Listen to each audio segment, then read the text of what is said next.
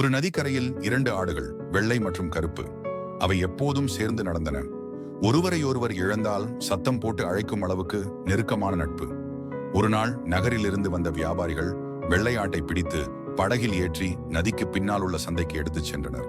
கருப்பு ஆடு அதே இடத்தில் இரவில் நின்று நிலவின் வெளிச்சத்தில் நதியை பார்த்து கொண்டிருந்தது.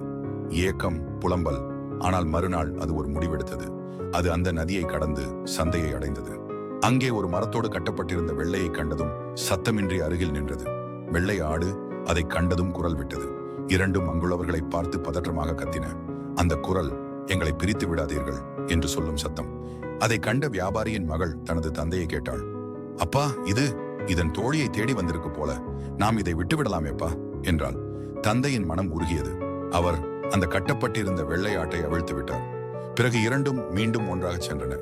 விலங்குகளுக்கும் உணர்வுகள் உண்டு. உண்மை நட்பு எந்த ஆற்றையும் கடக்கும்.